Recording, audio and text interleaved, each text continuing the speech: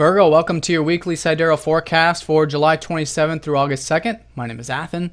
So we've got a simple week in the astrology, but definitely a week of hard work and discipline. We have a full moon in Capricorn, which is in your 5th house of self-expression, as well as Jupiter squaring up to Saturn this week, all week long. So lots of this Saturnian disciplined approach to things, which I'll cover, and it's involving a few different areas of your chart. So let's go ahead and have a look. That full moon, like I said, is in your 5th house. That Jupiter has been expanding your 11th house of groups, friends, community stuff. A lot of that is actually still very much activated for you with the Sun, Mercury here, and will be, especially once Mars goes in there as well. And Saturn recently went back into this part of your chart that deals with the simple pleasures of life, finances, restructuring that, getting serious again with that. Saturn had been in here for the past 3 years, minus this early part of 2015. Because he went into your 3rd, but now he's going back into your 2nd this month to help finish any, maturity and discipline here involving that 2nd house of your values, finances, the simple life, things like that. So that's going to be the emphasis, those key areas. And coming into this week, though, it is quite important. During the previous weekend, we did have Mars squaring up to Uranus and Venus and Uranus going retrograde to join up with the pack of all the other retrograde planets right now in the sky. So the key with this is that hopefully over the weekend you got fueled to make some change here, maybe involving your work, excuse me, your career, your public sort of stuff, which has been Mars in your 10th, and also maybe involving relationships. And Mars does rule your 3rd, maybe involving communications and transformation as well, but probably relating to your career sector. So anything that's prompted you to start making some serious changes there and to revolutionize that part of your life is certainly a good foundation to work on as we come into this week. Also, with that Uranus retrograde, continue to reflect on your freedom in relationships. It's very important to have, of course, autonomy, freedom, and mutual respect with two individuals in relationships, and that's some things that has been a sort of lesson for you with Uranus in that 7th house. Not so much lesson, but experiences for you to enjoy freedom through your one-on-one connections there and how that feels.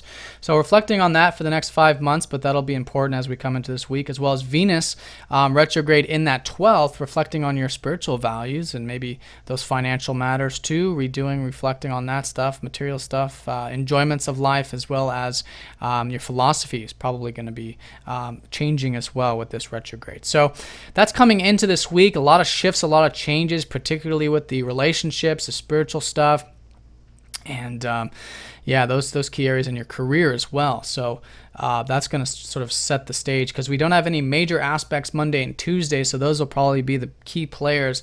And then on Wednesday, we go within that 1-degree orb of Jupiter squaring up to Saturn. So this has been, lots of expansion over the past almost year with Jupiter in that 11th, helping you connect, network, be a part of groups, organizations, causes, things larger than self, your ideals, technology, enjoying your work, gaining more income from your work. This has been the possibilities the past year. So now with Jupiter finishing his transit of your 11th, he'll be going into your 12th next week. So before that transition starts, or it's kind of happening now, but during this period, Saturn is squaring up to it, which is signifying that there's some things to finish up. There's some final, and it's very good actually because these two planets, Jupiter is about possibilities. Saturn is about taking those possibilities and making them into a hard fact, long-lasting reality. So with this, you can certainly kind of structure and get the most out of this 11th house stuff, which is the networking groups, friends, ideals, technology, progressiveness, and solidify it and make it into a long-lasting reality there. So some things to really work on. I'd really recommend it. That's a good high focal point for you this week where you can certainly get a lot done, but it does take that intention, that patience, that hard work there, which is, of course, that square energy as well. So this is all kind of in the perspective of that Saturn, did recently go into your 2nd of the material side of things. So anything else you're restructuring, rethinking about, and creating balance here in your 2nd house is very, very important, and that will be assisting this Jupiter transit. But that Jupiter, all this networking or whatever it is with the 11th, will be certainly assisting this 2nd house as well. They have this mutual relationship, but again, it comes through that intention and work with it. So that's this week. We can look at the depositors to get a little bit more information of that. Venus does rule Libra there. So, all this stuff you're reflecting on with spirituality, with the philosophy on life, etc., and your values there with those things, rest and relaxation is the gateway for you to continue to move forward with this constructive energy this week. The same with the sun. The sun did go into your 11th house for about last week, I think it was.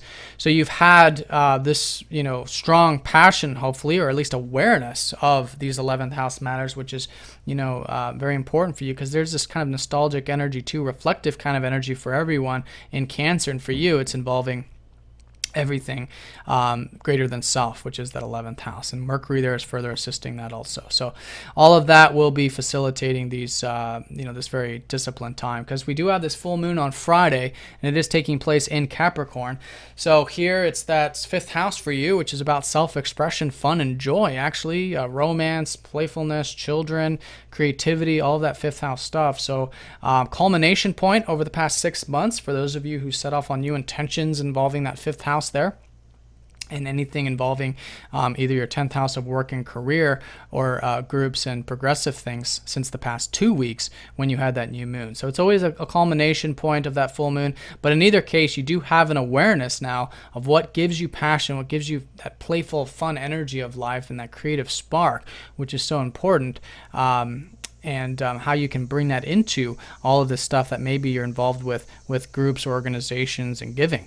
So that being said, it's also income from work, if that's a strong intention for you as well. So that being said, it's about balancing what gives you fun and pleasure, and then giving and contributing, and finding the middle path with that around Friday will be the best way to work with this full moon.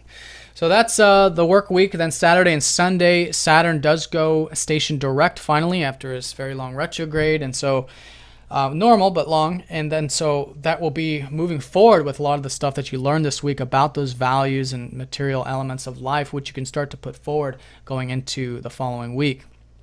Mercury does trine up to Uranus over the weekend, so some nice support for hanging out with friends and groups and all this 11th house activity there over the weekend, and I think you'll find that very exciting, and that's certainly maybe some opportunities there, some sudden things there, the way you think about those things, maybe even with work. And since Mercury is your ruler, I mean, it can be a very exciting weekend in general, so mixing up the routine, trying some new things, maybe involving those relationships would be a good idea, I think, this weekend. So Virgo, have a nice week. If you guys have any questions, please let me know, and I'll talk to you all next time.